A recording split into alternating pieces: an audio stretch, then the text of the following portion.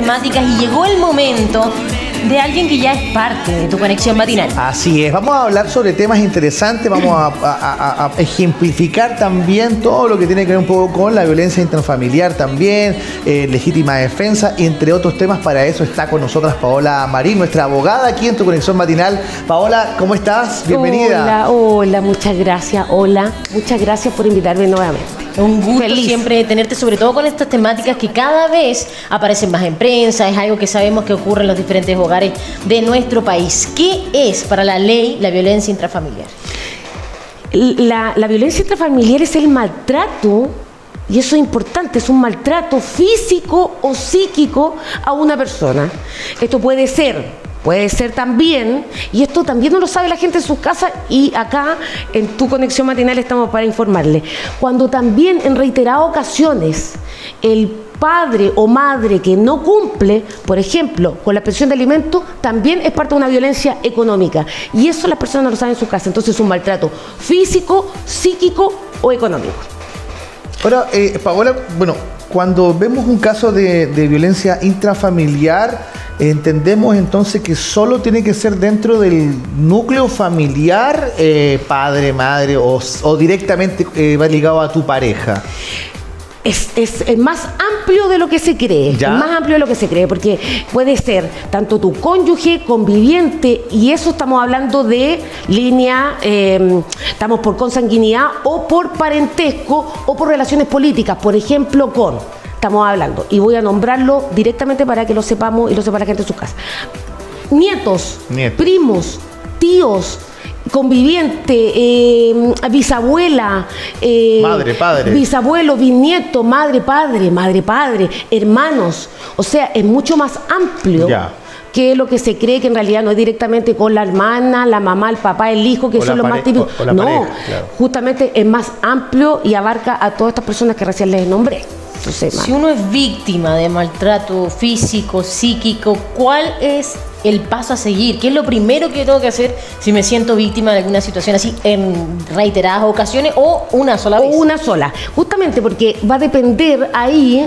Hay casos en que existe violencia intrafamiliar y no es constitutiva de delito, porque eso ahí lo van a ver los tribunales de familia, y en el caso que el tribunal de familia considere, en este caso, porque claro, yo que estoy víctima de violencia intrafamiliar voy y coloco la denuncia correspondiente, voy a policía, carabinero, a PDI, directamente a los tribunales de familia, en donde ahí se iniciará un proceso, por supuesto, y se tomarán las medidas del caso dependiendo si la situación es gravosa o no. Vamos a hablar también de eso, de las medidas, pero según tu pregunta, hay que denunciar, hay que dirigirse para que se inicie este proceso. Y desde ahí lo que va a iniciar el proceso tribunal de familia, y si en el caso en que constituye delito, y esto es importante también que la gente lo sepa en su casa, va a haber reiteración o no hay reiteración, esto es primera vez, dependiendo también si es un maltrato habitual. Esto va a conocer ya el área penal, el tribunal de garantía correspondiente, y ya no el tribunal de familia. Ya, entonces ahí es importante porque hay veces que la violencia intrafamiliar constituye delito y hay otras veces que no. Ok. Si nos enfocamos en el caso de Jordi Thompson, el jugador de Colo-Colo, que ya tenía una denuncia por violencia contra su polola, que salió un video en redes sociales, apareció en televisión, un golpe directo de puño en su cara, digamos, a ese nivel de violencia, ¿no? Pero luego nos enteramos en esta segunda violencia de que ellos habían vuelto. O sea, de alguna manera la niña lo habrá perdonado, sí, claro, qué sé yo, y volvió la relación y luego se enfrasca en otra situación. ¿Pueden algunos familiares de una víctima que quizás por ABC motivo está cegada y no logra ver que está siendo víctima de violencia, y perdona, y cada vez los golpes o que la violencia es mucho más fuerte, ¿pueden familiares de las víctimas poder instaurar una denuncia? Es que sería, como para proteger de para alguna protegerla. manera. Claro, porque aquí se vuelve súper compleja la situación si ellos vuelven, porque él estaría incumpliendo una medida cautelar de parte del Tribunal Penal, ¿cierto? Entonces a él le va a afectar tremendamente por desacato, en donde podría incluso tener pena de cárcel por estar incumpliendo esta medida en que el tribunal le decretó. Entonces acá ella se está poniendo, ¿cierto?, en una situación de riesgo, y los familiares podrían poner tanto en conocimiento del Ministerio Público de la causa que se va a estar llevando en el área penal, como ya dijimos, o los tribunales de familia. Los tribunales de familia es más complejo que se involucren otras personas, si bien sí se puede, pero es más complejo porque es más privada el proceso. El proceso en familia es privado, no así en el área penal, en donde es público, que incluso uno podría revisar la causa y saber en qué estado está. Pero sí, para ir a la pregunta, si hay una señora ahora o un padre que está viendo el programa y su hija es víctima de violencia intrafamiliar por parte de su pareja, pero esta hija no denuncia y está en este círculo, el padre o la madre dicen, es que tengo que protegerla de alguna manera. ¿Puede ellos denunciar? Sí, claro. Se puede. Se puede, y se da mucho, a pesar de que la víctima después vuelva, ¿cierto? Y se ocurra y pase todo esto, el tribunal no puede no reconocer una denuncia de un familiar tan directo, sobre todo. Que un tercero finalmente, y por supuesto, se da también muchos casos, y yo he llevado causa justamente al respecto, en donde hay maltrato hacia un menor, niño, estamos hablando de niños de 5 años, en donde las denunciantes, fíjense bien, señores, en su casa, denunciante es la vecina. Ok, ya, eso sí. ¿Te das cuenta? Sí. O sea, ya me amplié, ya no a la familia, pero a la vecina, y yo he estado en juicio en donde yo he estado representando a la vecina, porque la vecina tuvo que ir someterse al... Sí, es un proceso que hay que someterse, pero también hay que probar que efectivamente se comete esta violencia en contra de este menor, que esto era mucho más grave, porque el niño efectivamente estaba siendo bien vulnerado en sus derechos. Ya. Hay todo un tema, abogada, con respecto a esto. Me quedé pensando, nos comentaba que habían algunas que, claro, pasaban a lo penal y otras que no. ¿De qué depende que esto pase a un juicio, digamos, ya un proceso mucho más complejo? En general, es la habitualidad. O sea, en este caso, si yo denuncio por primera vez un maltrato físico, psíquico, es muy probable que va a caer en los tribunales. No hay lesión, ¿cierto? No hay constatación de lesiones, sino que yo denuncié porque se me está violentando psicológicamente o violentando económicamente. Entonces lo va a ver el Tribunal de Familia. Sin embargo, el Tribunal de Familia, en ciertas condiciones, que el criterio del tribunal va a enviar los antecedentes al Tribunal Penal, ¿cierto? En razón de la habitualidad, en razón de que esto ya no es una violencia solo psicológica, sino que efectivamente esto está pasando con un tema de violencia física, en donde la víctima corre un riesgo mayor, que no va a bastar solamente con las medidas que puede interponer el Tribunal de Familia, que en general son las que conocemos todos, ¿cierto? La prohibición de acercarse a la víctima. Hoy, con la nueva ley del 2021, salir del hogar en común, eso también está dentro de las medidas del Tribunal de Familia. No portar armas. Si es que él tiene autorización de tener armas, que se le incauten esas armas, someterse a programas de terapia, programas terapéuticos para mejorar esta situación familiar. De todas maneras, igual un poquito desesperanzador decir de que si no lo ha repetido varias veces, probablemente que no tenga ninguna consecuencia. Lo que pasa es que hay una consecuencia delictiva, pero siempre hay una medida que el tribunal va a tomar. Sí, por supuesto, sin duda, habiendo una denuncia siempre. Incluso estamos hablando que las medidas para probar de que hubo una violencia, estamos hablando en primera parte, sí, en Tribunal de Familia, condena pago de multa. Multa más estas medidas que se pueden prorrogar, estas medidas, esta prohibición de acercarse, mínimo son 6 meses, se pueden prorrogar por 6 meses más. Y si ya efectivamente, es que de alguna forma también tiene sentido, porque hay algunas violencias y yo te entiendo que pareciera que que no es alentador, digamos, el comentario de que el Tribunal de Familia no toma una medida como delictiva. Pero hay medidas que efectivamente pasa un momento, una situación dada, en donde el Tribunal de Familia conoce a fondo si hay un proceso de un juicio, con prueba. Claro. Y en caso de ver que efectivamente esto va más allá de una denuncia, de un hecho aislado, nos vamos al tribunal, entrego la información al Tribunal de Garantía correspondiente y que se le investigue por un posible delito en contexto de violencia intrafamiliar. Dentro del contexto de violencia intrafamiliar, me imagino que igualmente está la cabida de menores, niños que son víctimas quizás por A, B o C motivo, ¿cierto?, de maltrato físico, psicológico de parte de sus propios padres o de parte de personas que son mayores. En ese caso, que también, digamos, colinda dentro del mismo marco teórico, ¿qué se hace? Va a denunciarlo y ahí justamente tiene relación con lo que ustedes me preguntaban antes. Hay muchas veces también que los que violentan justamente son los mismos progenitores o vulneran no solamente con violencia física por nada, sino que lo están vulnerando a estos menores, a sus hijos o hijas, en no enviarlo al colegio, en no darle alimentación, en no preocuparse de su salud. Y en esos casos va a denunciar quien sea el progenitor, o sea, perdón, el familiar más cercano.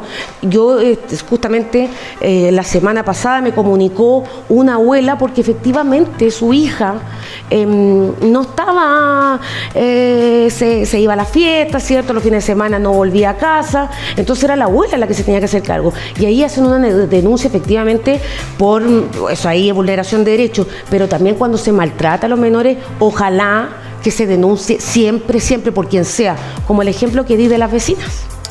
Paola, esta puede ser una pregunta que nuestros televidentes pueden hacerse diariamente al ver las noticias. ¿Qué pasa con mujeres que finalmente que mueren de la mano de su pareja y luego cuando se revisa el prontuario de la persona que comete el delito, ya tiene orden de alejamiento, que ya la había violentado anteriormente, que ya había pasado por un juicio y todo eso en su momento salió en libertad, no tuvo...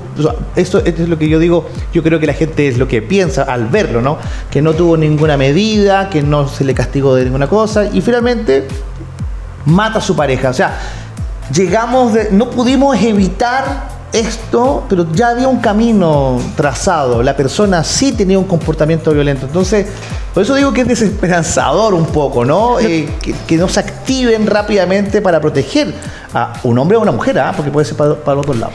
Es que con la nueva ley del 2021 se crea justamente delito de maltrato habitual y ahí tiene relación con el prontuario, por ende hay varias denuncias, existe el maltrato habitual y hoy día hay aumento en las penas. Ahí agrava inmediatamente. Pero hoy día, y eso es lo que la gente tiene que saber en sus casas, que hoy día hay medidas, o sea, también hay responsabilidad nuestra. Uno tiene que buscar la justicia.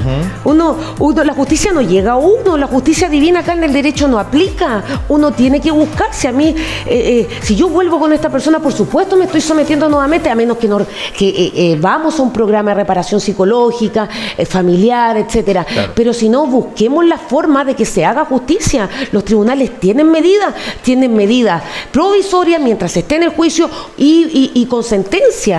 Y insisto, el maltrato habitual, que es el nuevo delito de la ley del 2021, en el contexto de violencia intrafamiliar, justamente aumenta la condena, aumenta, si en el caso de que alguien, este victimario, ¿cierto?, no cumple con la medida que se le estableció por el tribunal, se puede ir con 15 días de arresto de prisión. Claro. Entonces, hay varias medidas que efectivamente, estamos hablando de 2023, solo hace 2 años atrás, es una ley relativamente nueva que vino a fortalecer las medidas de los tribunales de familia y de garantía. Importante hacer el llamado entonces ya a usted, igualmente que pueda participar a esta sección cada vez que uno tiene aquí un invitado, un experto, usted puede participar, haga sus preguntas al WhatsApp más 569-6253-2873. Abogada, y con lo que también comentaba Giancarlo, es una realidad, a veces la justicia no llega a tiempo y otras veces también,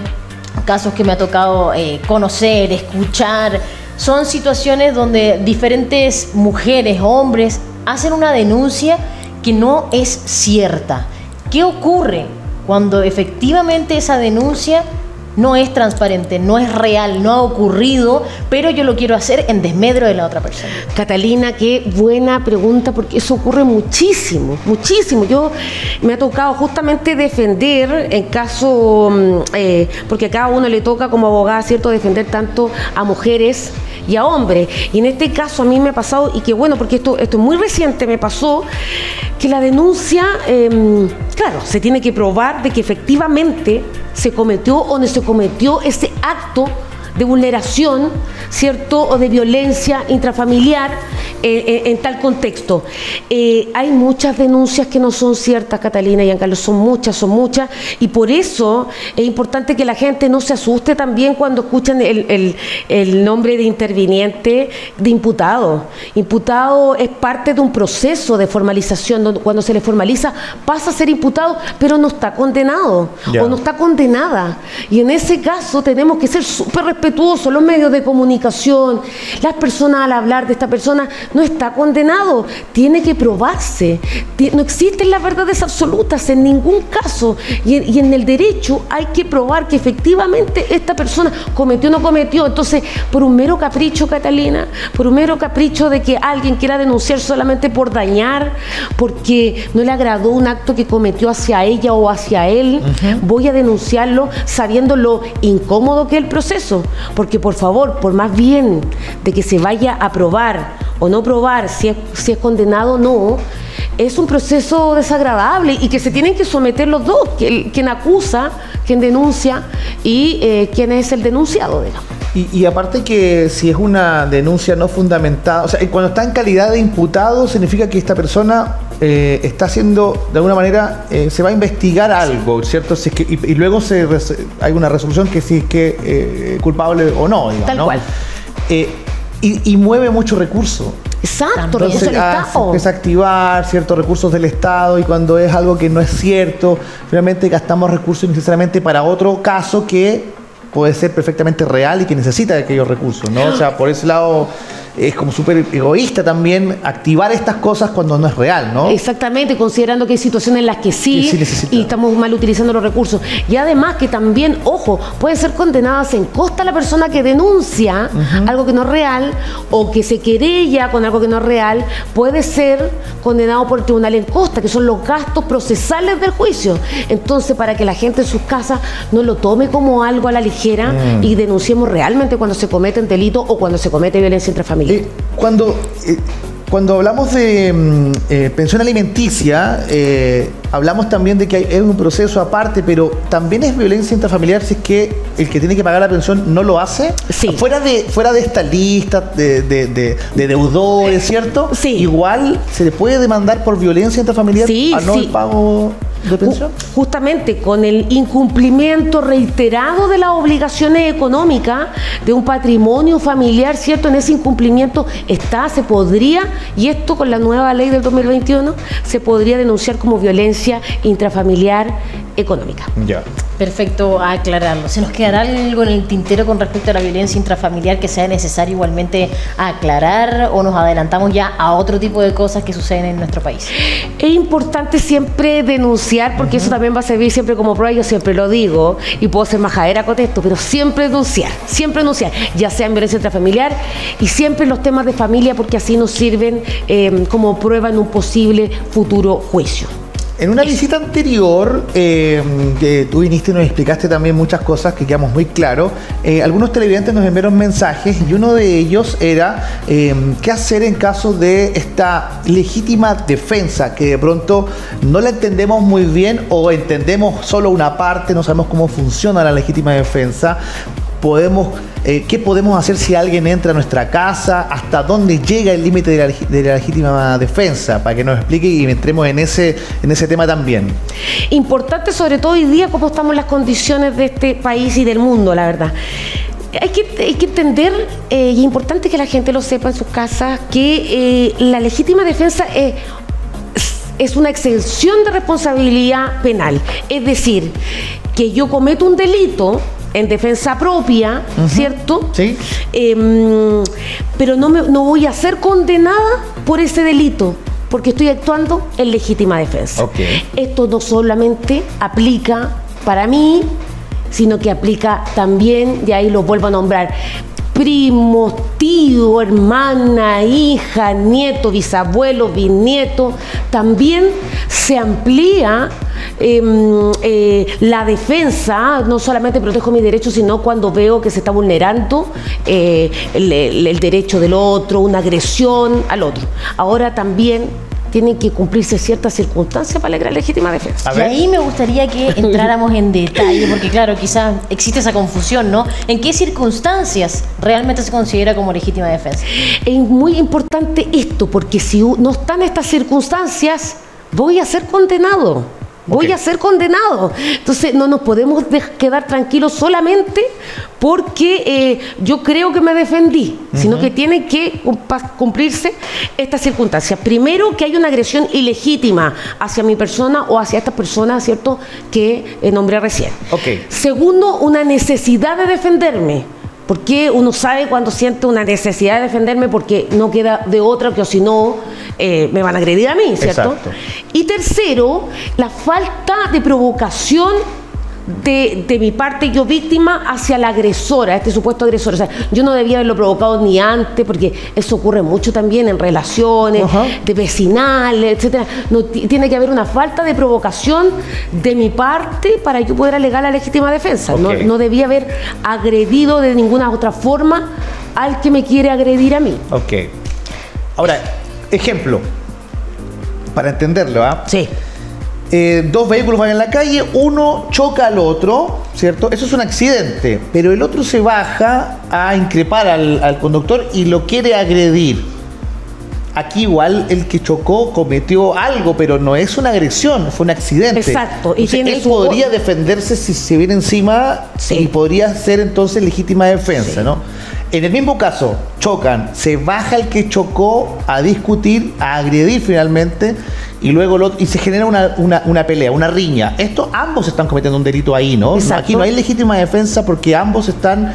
Claro, pero es que hay uno que inició la agresión, que es el que se bajó, y el otro se defendió. Uno vino con un bate, que generalmente se ha visto en la noticia, y el otro también lo tiene, y le pega, y quizás le pega más fuerte, pero fue legítima defensa porque iba a agredir. Porque el otro me iba a agredir y yo me defendí. Ahora, siempre es importante, y que la gente lo sepa en su casa, que es la forma menos lesiva, menos dañina de defenderme. Tengo que buscar, o sea, si tengo un bate, el gallo viene, la persona viene, perdón, dije, viene a agredirme, yo agarro el otro bate, prefiero un bate antes que un arma de fuego. O sea, también tiene que ser, por eso tiene que ser medido según la circunstancia. Tiene que ser el medio menos proporcional y el medio menos dañino, porque o si no, ahí se puede discutir la legítima defensa. Ahora, si en esta misma circunstancia, en el choque, el gallo arrancó, ¿cierto? El que chocó primero arranca o se baja, lo agrede, y luego arranca. Se sube, arranca, y yo lo voy a seguir para agredirlo nuevamente, para devolverle su agresión, ya no estamos en Ya no es.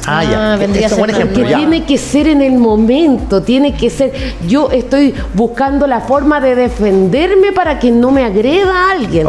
No es posterior, no es un hecho de venganza. Ahí ya no estamos dentro de la legítima defensa. Buena aclaración, súper buena. De todas maneras que sí. Hace poco, a través de las redes sociales, se viraliza un video donde una mujer en el aeropuerto de Santiago había mezclado ciertas sustancias ilícitas con alcohol, en este caso eran hongos alucinógenos. La mujer figuraba desnuda en pleno aeropuerto de Santiago, agrediendo a mujeres en particular, jalándoles el pelo. ¿Qué pasa? Justo se veía una pareja, digamos, le jala a tal magnitud, digamos, el impacto de este tirón de pelo, que la persona cae. Y esta persona se encontraba con su esposo. El esposo agrede a la persona, digamos, que originalmente le jala el pelo. En ese caso, ¿funciona igualmente como legítima defensa si un tercero me defiende, entre comillas? Sí, no solamente se aplica para con uno, sino con estas personas que nombré, y además también en un caso, incluso no siendo pariente, incluso no siendo el cónyuge en este caso, en el ejemplo que me da. Testigo en el claro, lugar. Uno puede, y además uno puede incluso actuar con esta circunstancia de la legítima defensa, puede actuar para prever que se cometan ciertos delitos. El robo con intimidación, el secuestro, la violación, cuando uno ve que efectivamente se van a cometer estos delitos. Yo puedo actuar, ¿cierto? Y actuando con lo que, insisto, con el medio menos dañino. Pero hay veces que uno también en la situación de estrés, que estás viendo que estás pasando una situación súper traumática, estás viendo que se está cometiendo un delito, tampoco, y ahí eso se discute en los tribunales. Estoy en las condiciones también de decidir cuál es la forma, es el medio menos dañino, porque a veces se discute, estamos pensando a veces en armas de fuego, cuando efectivamente ya estamos hablando de darle muerte a una persona, que es súper gravoso también. Aunque de todas maneras no significa que estas situaciones que tú nos comentas alentar a que nos creamos superhéroes en todo momento. Es un momento dado, específico, que de pronto pasa que uno reacciona y la ley te protege con esto de la legítima defensa, Tal ¿no? cual. ¿Qué pasa si nos vamos a un caso que es ya más conocido, quizás también situaciones más reiterativas, que es cuando se ingresa a una propiedad privada, a mi casa? Estoy durmiendo o quizá en el día y ingresa una persona con la intención de no hacerme daño, pero sí robar. Y ahí se activa la legítima defensa si es que yo de alguna manera lo reduzco o qué sé yo, le pego con un candelabro, qué sé yo, ¿no?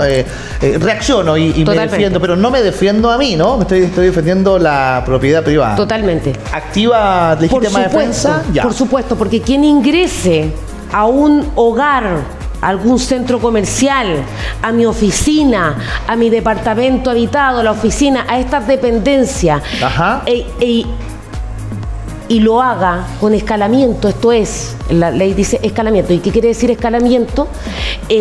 Por la vía no destinada al efecto, esto es, por la vía destinada por los techos, porque la vía destinada al efecto es la puerta. Claro. Si usted no está ingresando por la puerta y está ingresando por toda esta otra forma, pues rompiendo techos, rompiendo las ventanas, rompiendo los candados, en esos casos, efectivamente, puede sonar un poco duro, pero es importante la gente que tome conciencia de lo que quiero decir. Yo puedo hacer lo que sea para defenderme si esta persona está ingresando así a mi hogar. O sea, efectivamente, de la forma incluso más gravosa. O sea, estamos viendo que hay situaciones en que la gente utiliza armas de fuego con tenencia responsable, autorizada del arma, inscrita, ¿cierto? Y con tener, por supuesto, lo que requiere este curso, que requiere, ¿cierto? La ley de armas, la puede utilizar. Y eso ocurre. La podría. Si tengo, digamos, en caso de mi casa ocurre una situación así, aún no la he inscrito por A, B o C motivo, eso ya sería otro digamos, otra situación. Claro. Tenencia ilegal, ¿no? Claro, efectivamente. Y ahí tenemos el delito de la persona que es víctima. Y es súper complejo porque esta persona está siendo víctima de que están ingresando a su casa y, claro, utiliza un arma.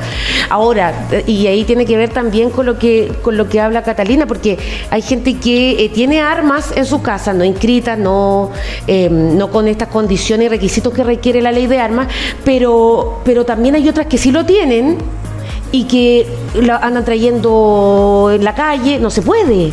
Ojo también en sus casas. Yo puedo tener inscrita el arma y puedo tener el curso y todos los requisitos, pero no estoy autorizado a andar en la calle con el arma. Para portarla, solamente la policía, investigaciones, carabineros, no. Por eso también es no se da que yo me defienda en la calle con un arma de fuego. Por eso da los ejemplos del vehículo combate o con piedra o con armas blancas. Paola, nos vamos a ir súper extremo. Yo creo que este tema es para hablarlo por harto rato, pero tenemos que ver casos también extremos que, ojo, que queremos que quede súper claro que la intención no es que usted lo haga, solo que queremos poner en el ejemplo gráfico.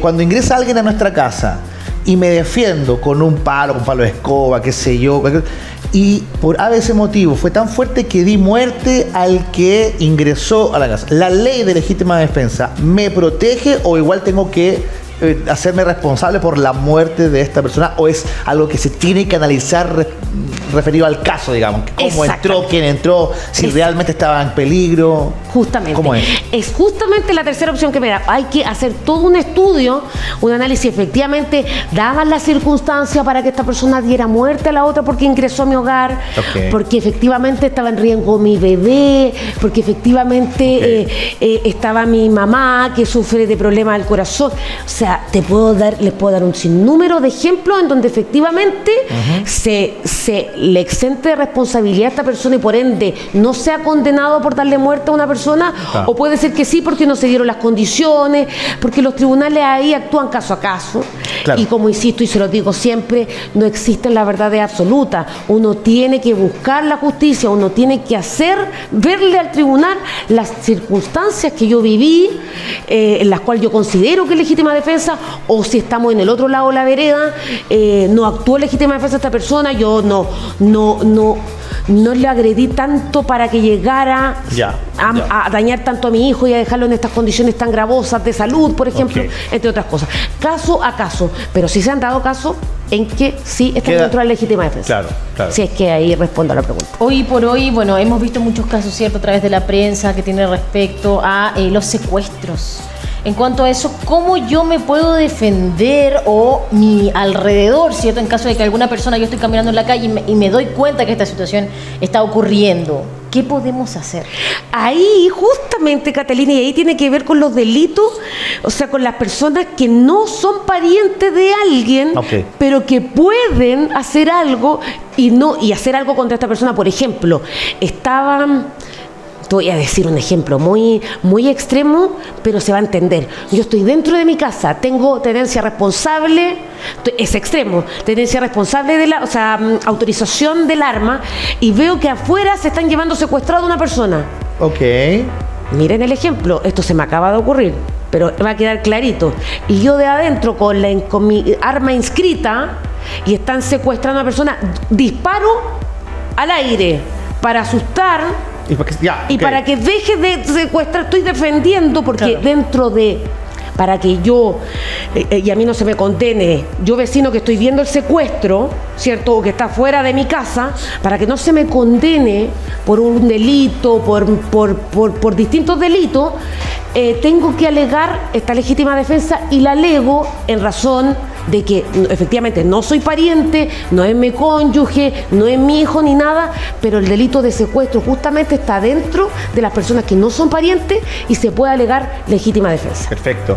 Vamos a otro caso que también tiene que ver, que queremos ver si es que se enfrasca en esto de la legítima defensa, y que es son casos que son conocidos a diario, diría yo, un alto porcentaje diario, que son los robos a vehículos en movimiento, o sea, estando en las calles, no estacionado, digamos. Uno va por la calle, ¿cierto?, y ya nos dimos cuenta que el de adelante se paró, el de atrás también se paró para inmovilizar, se bajan 4, 5, 6 personas con la intención de robarme el auto. Y sería legítima defensa si yo tomara mi mismo vehículo y pasara de largo, ¿cierto? Y podría de alguna manera atropellar a 2, 3, qué sé yo, para arrancarme, y estas lesiones finalmente que he causado son parte de la legítima defensa, ¿o ahí ya no? Podría, porque imagínate tú que yo también voy en ese vehículo, se me acercan estos 3 que no me dejan pasar, y yo, para efectivamente evitar que esta persona se está acercando a esta persona y me puede estar apuntando con arma de fuego. Exacto. Por supuesto. Sí. Por supuesto. Ahora, para incluso que me yo podría tener el arma de fuego y también apuntarlo de la misma forma que porque ellos ya sacaron su arma. Porque ellos comenzaron la agresión ilegítima. Pero para que yo me sienta en peligro de que me puedan hacer una acusación por las lesiones que causé, tendrían que ser ellos, ¿no?, quien me denunciaran, para que alguien me acusara a mí. No sé si me explico. Claro, porque no se va a abrir, efectivamente, o sea, si tuviste que fue porque utilizaste el medio menos lesivo y lo tuviste que atropellar, arrancar, tuviste que estáis pensando hay una agresión ilegítima, y en ese caso, por supuesto que ellos, las circunstancias que se encuentran de que están haciendo portonazos, estos robos, no van a denunciarte a ti como responsable de... Exacto. De hecho, mucho delincuentes llegan a los hospitales de manera anónima, o evitan llegar justamente para que no se denuncie, porque los hospitales son responsables, ¿cierto?, y están obligados a denunciar cuando una persona llega con ciertas lesiones, con herido de bala. Entonces, personas que evitan, y por eso también lamentamos tantos fallecimientos. Igual es importante transmitirle a nuestros televidentes que todos estos casos son casos que los ponemos en la mesa porque suceden, digamos, son reales, pero no es un consejo, no es que le estemos incentivando a que lo haga, por supuesto, siempre hay que cuidar nuestra integridad, pero lo explicamos porque puede darse en algún minuto y por ende la ley, en este caso la legítima defensa, podría activarse. Buena es súper claro eso, para que no se piense que, oye, hágalo porque es súper bueno. No, para nada. En caso de llegar a necesitarlo, no, que la ley está con nosotros, con las víctimas, en caso de necesitarlo, y que hay muchos discursos también que la gente repite de que la justicia no es buena, yo me detendría un poco, estudiaría un poco, me asesoraría con abogados y haría justicia y buscaría la justicia. No llega sola. Es un buen tremendo dato de todas maneras. ¿Qué otro caso yo como testigo y quiero evitar que a esta persona le suceda A, B o C motivo, digamos, se considera dentro del contexto de legítima defensa? Porque hay algunas cosas que sí, otras que no. ¿Cuáles sí aún consideran dentro de este contexto? La ley establece ciertos delitos, los cuales, no siendo pariente, como tú me preguntas, está dentro de la legítima defensa, que está el secuestro, está la violación, está el abuso sexual, está el robo con intimidación.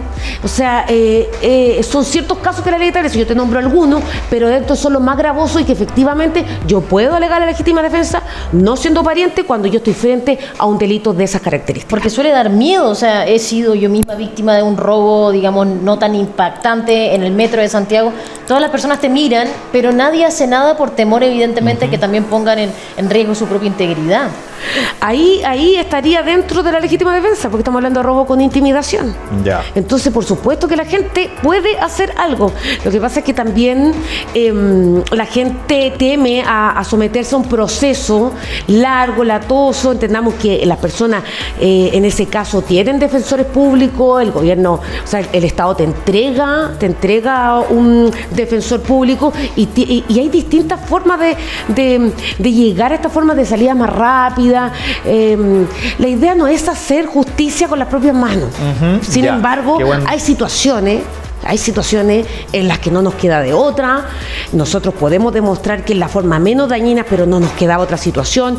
Yo vi que a esta chica le estaban haciendo esto, a mí misma, a una abuelita en la calle. Hay personas que son vulnerables. Estamos hablando de personas, mujeres embarazadas, estamos hablando de personas con discapacidad, abuelos, a personas que le roban a personas de la tercera edad, que les hacen robos con intimidación también. Que golpean incluso. Bueno, también hay mucho miedo en actuar porque te puede pasar algo. O sea, eso es súper lógico. O sea, no actuar, no porque me puedan acusar, sino que porque si voy a actuar y me hacen algo a mí también. Sí, claro. O sea, hay gente que tiene miedo a eso. Ahora, hay unas situaciones que son muy comunes, o que fueron muy comunes y ahora no se ve mucho, que son las detenciones ciudadanas. En esta detención ciudadana se daba mucho el caso de que había alguien que había robado, o lo acusaron de violación, o de que tocó no sé quién, y lo detenían un gran grupo de personas, ¿se acuerdan o no? Que lo amarraban a un árbol. O lo desnudaban. Claro, lo dejaban ahí inmóvil, esa detención ciudadana, pero ahí eso iba acompañado de golpes. Finalmente era una cantidad de gente mayor, ¿cierto? Más de uno, por supuesto, y golpeaban al supuesto victimario, el que había hecho, digamos, claro, exactamente. Este robo con intimidación. Ahí no hay legítima defensa, esto sería ya una agresión directa, ¿no? Exactamente, porque como lo estábamos hablando delante, ya no está evitando una agresión en el momento, sino lo que se está haciendo es una justicia, como se dice, mal llamada por las propias manos, ¿cierto? Y ya no estoy evitando que se le agreda a una persona o que se me agreda, sino que estoy queriendo repeler efectivamente, y esto no se hace. Sabemos que eso no se hace, pero evitemos tener esas conductas, porque si no, ahí sí que nos vamos a someter a una posible condena, y no vamos a estar exentos y no vamos a estar dentro de la legítima defensa, que es justamente la que nos evita que nos condenen por un delito que cometí, pero con ciertas circunstancias que hablamos delante. Muy bien, muy bien. Perfecto. Temas que son para hablarlos, para ponerlos sobre la mesa, para discutirlos también, para hablarnos en familia, ¿cierto? Siempre. Estar muy informados. Así que, Paola, te queremos agradecer que hayas venido, te hayas tomado el tiempo de explicarnos esto que nosotros no somos abogados, tampoco es algo que la gente en general conoce también. Así que bajarnos esta información de parte tuya para nosotros ha sido muy, muy bueno. Yo siempre agradecerle a ustedes de poder acercar el derecho a las personas y de que entiendan de que el acceso a la justicia no es un privilegio, es un derecho de todos y para todos. Perfecto. ¿Cómo la gente se contacta contigo? ¿Cómo te contactamos? Bueno, tengo el WhatsApp que puede salir por ahí, al 3973-96. 3973-96. Así pueden comunicar conmigo, pueden hacerme las consultas que requieran y por supuesto también aquí en Tu Conexión Matinal. Y por Instagram, ¿no? También te pueden contactar por Instagram. Instagram, ahí lo están viendo en sus pantallas, abogada Paola Marín. Ahí estoy siempre subiendo cositas, ¿cierto? Siempre demostrándole a la ciudadanía y a los televidentes y ahí a la gente que está revisando mis redes que las verdades absolutas no existen. Busquemos la justicia, asesorémonos con abogados. No es costoso eso de que los abogados son costosos, por favor. Colegas míos que están viendo, ayúdenme y apoyen con esto. Hay posibilidades de pago, pero no se dejen, las personas se dejan de sus casas, hay que hacer justicia, ya sea como víctima o como imputado. En la vereda que usted esté, tiene derecho a una defensa y a una buena defensa, porque las herramientas están. He dicho. Caso cerrado. Perfecto, abogada. Muchísimas gracias. Bueno, usted sabe que Tu Conexión Matinal es su casa, así que cuando quiera esperamos tenerla nuevamente aquí. Gracias. Gracias, Paola. Muchas gracias a ustedes. Seguimos aquí en Tu Conexión Matinal. Ya ha llegado el momento de despedir a nuestro Yanka, pero mañana ¿me estás despidiendo? vuelves, ¿ah? ¿Me estás despidiendo? Voy a contratar a un abogado. En este Tengo uno momento. Tengo uno ahora cerca. me representa. No, yo me voy, ¿ah? Muchas gracias por todo, pero obviamente que Tu Conexión Matinal continúa hasta la 1 de la tarde. Yo regreso a las 8 nuevamente Mañana con más tempranito, sorpresa. ¿ah? Tengo una sorpresa para mañana. Así que no se puede perder Su Conexión Matinal, ¿ya? Su Conexión Matinal, ¿ah? Es suya. Sí, no es tú. Y nuestra. Es de todos y todas. Así que continuamos aquí acompañándoles. No se despegue por nada del mundo. Aquí a Tu Conexión Matinal.